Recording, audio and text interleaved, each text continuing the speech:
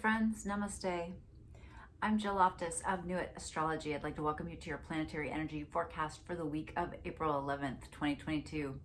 So I appreciate your patience. I'm traveling, so doing a little filming on the fly here, but I wanted to let you know about this incredibly powerful week.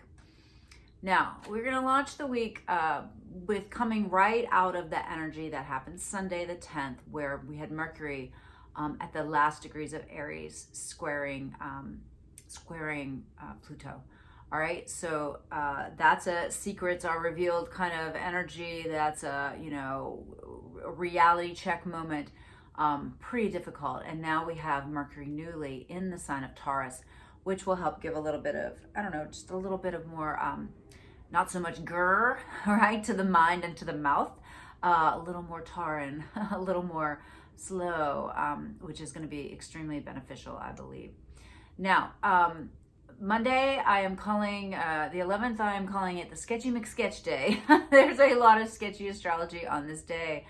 And remember, we've got the Jupiter and Neptune conjunction in in Pisces. We've got that building, right? It's exact to the moment and degree on the 12th, but they're touching each other by Monday. I mean, they've been dancing really close together, but now they're really connected. They're in the same degree. While they're in that same degree, remember, and I keep banging on about it because it's such a long wave thing, but remember that the South Node is being trined by this connection and the North Node is being sextiled. Those are both abundant, positive, beautiful blessings at the same time that those nodes are squaring Saturn in Aquarius, all right? And that pressure is still there. And that pressure really builds on Monday. That's why I'm calling it the Sketchy McSketch Day, because you've got the North Node in Taurus, and then across the sky, you got the South Node in Scorpio. And so they're sending that square energy over to Saturn. Well, then now we're going to have the moon across from Saturn. And so it just creates just a big square in the sky. At the same time that you have this beautiful blessings going from the nodes, right? And remember how karmic the nodes are, how they're really pushing the collective to renovate the Taurus areas of our lives and the Scorpio areas of our lives. And I see, especially on the heels of this Mercury Pluto, I see, like all the coverings get ripped off and you see the reality of it, the real depth of the reality of what has to be done. And hopefully at the same time, the beautiful inspiration about how you can do it. Because Jupiter coming together with Neptune on the positive side is inspiration, spirituality, connection to the divine, cosmic experiences. Be meditating, be keeping track of your dreams. If you have any angels or guides, spend time with them. Do your practices, right? Your tarot, your yoga practices, your meditation, all those things are so important. But also remember that if you're low vibing the Neptune, if you're struggling with the Neptune and you're lost in the media or you're lost in drugs, alcohol, any addictive behaviors, Jupiter's going to make them bigger. It's going to make it worse. It's not going to necessarily make it better. And remember again, Neptune rules all that, which is illusion and illusory. It can be inspirational, but it can be delusional. But it can also really be involved with media. So make sure if you are living some kind of truth of yourself based on something you're hearing or perceiving, double check it and make sure it's accurate. Put it through the filter of your own intuition for sure. All right, so then let's see what is coming up next. Oh yeah, I did want to mention that this exact conjunction of the Jupiter-Neptune on the East Coast is at 10:42 a.m. on the 12th if you want to ritualize it. Keep in mind that I've talked before about how this could potentially bring flooding or things like that because of, they're both in Pisces, a water sign. I would watch weather-related things all year. Flooding, I think, will be increased possibly during this time, but other kinds of difficult weather type of things could be happening because we have Uranus and Taurus, right? Taurus is the ruler of the earth. So, look out for those weather-related events. All right, then on the 13th, Jupiter and Neptune move to 24 degrees. So if you know your chart, you know the 22 to 24 range of anywhere, but particularly Pisces. Pay attention to what's going on there, all right? Now, let's see, what do we have next? Oh, yeah. Then, this is kind of interesting. There's just a huge Pisces party happening. So we just had Venus last week go into Pisces, and now this week we have Mars going into Pisces, 11:06 p.m. on the 14th. Now, this is not necessarily the best placement for Mars. I think of like a guy on his horse with his sword, right? And he's like up to here in water, right? He's not maybe the most effective. But I love the idea of high vibing this by becoming a spiritual warrior, okay? Become a warrior in your meditation. Become someone who, takes up the causes and really takes action to connect spiritually in the world and do good, right? Take action with your subconscious mind to work with. We all know, there's a great quote, we all know the right thing to do. It's choosing it that's hard. Choose the right thing to do, whether it's the right thing for you and your health, whether it's the right people to hang out with, whether it's the right career or job, whatever it is that's best for you, that's what you really need to be choosing. All right. And the moon is really busy on the 14th. It's really interesting. It's one of those, it's pulling across the sky on the Pisces part of the chart, but then it sends a beam of blessing to Pluto. Again, this astrology of this month is very much kick in the ass and then a little bit of help and another kick in the ass and a little bit more help. All right, and then that builds us up to on Saturday, the 16th, we've got a new moon in the sign of Libra. It's at 26 degrees, and this is a really nice new moon. It does have a little square to Pluto, but again, Pluto energy is not something, we're not unfamiliar with Pluto and Capricorn. It's at the latest degrees. She's at 28 degrees right now, getting ready to station retrograde at the end of the month. So, a little full moon square the Pluto, I don't mind at all. It trines the Mars, it trines the Saturn.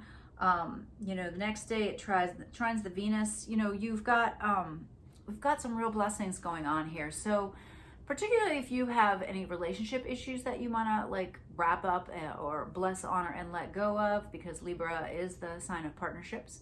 That's a good manifestation for this particular moon. But it's about completions, right? Full moons are culminations. So really seeing what you need to let go of, and so that you can be more in balance, be more of a balanced partner. And also, anytime you're dealing with Libra energy, it's a good idea to explore your relationship with the word no, which is a complete sentence, by the way. All right. And then we've got Easter Sunday, which Easter is still chosen by where the moon is, just saying. I always like to point out how astrology weaves into regular life, and always has. We've got a really, really interesting day. The moon is going to be right across the sky. It's going to be in Scorpio, right across the sky from all that energy that's in Taurus, the Mercury and the Uranus. But it's going to send a lovely beam to Venus while Venus is being sextiled by Mercury. So Easter, just a really a day of amplified emotions, really looking at where the nodes are, because it'll sweep through there later as well, where that Scorpio Taurus axis, AXIS, is in your chart, and see where you can kind of harmonize those two things, right? You might really get some great insights and inspiration as well. And I would definitely say, because of the where these placements are, that it's a day that if you can get outside and get inspired in nature, that would be a great thing to do, a great high vibe thing to do.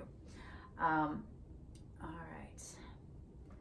So I think I covered everything I wanted to give you a heads up on. I would love to hear how your month is going. It really is quite the month. Until Pluto retrogrades on the 29th, we still have all planets direct, which is why everything feels so frantic and a little cray, right? Because we're just flat flying straight on through, just lots of things unfolding. Really do pay attention, make sure you're journaling, understanding what this Jupiter-Neptune conjunction means for you. Truly, it's been, several hundred years since it's happened. So certainly never seen by anyone alive now. But the question is, what is it doing, right? What is the point of it? What is the point? And you know, all astrology is just vibration that is helping us to evolve. And it's up to us what we do with it, right? And again, if you don't like the world you're living in, don't try to change anybody else. Change yourself. That's how it works. That's how it works. So if you want peace in the world, find peace in yourself. You want love in the world, love yourself. You want understanding, understand yourself. You want compassion, be compassionate with yourself. And then coming from that place of wholeness, you can reach out. And that's where the spiritual aspect comes in, at least it does for me, because it helps me understand how things really work and who I really am, which is not this little Jill pod, even though I'm driving around in her for this trip around the sun, right? You know, it's so much bigger than that. And with that perspective, right? Which is what the Scorpio part of our chart really helps us to have, perspective. Take that understanding and allow it to help you move through the world with wisdom, with grace, and remember that old adage, as above, so below, as within, so without. It's really, it's true. All right. Well, I hope you found this useful and helpful. If you did, please like. If you can comment below, that always helps the channel to grow. Please note, I have sent out an email last week to my subscribers. I have started a membership on my website. There are 3 tiers of membership. The first one is a journaling membership where you receive a list, you know, just like the blogs I've been posting of the planetary transits. I list journaling questions so that you can help try to understand how the transits are impacting you by answering journaling questions. You don't all need to become astrologers, right? Although more astrologers is fine.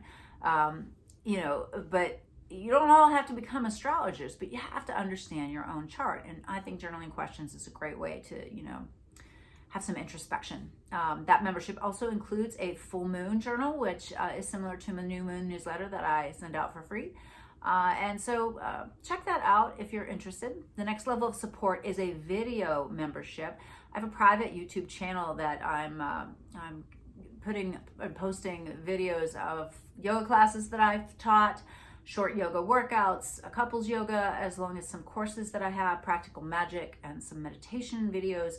And I'm going to be posting astrology learning videos there, educational videos as well, and some more in-depth content.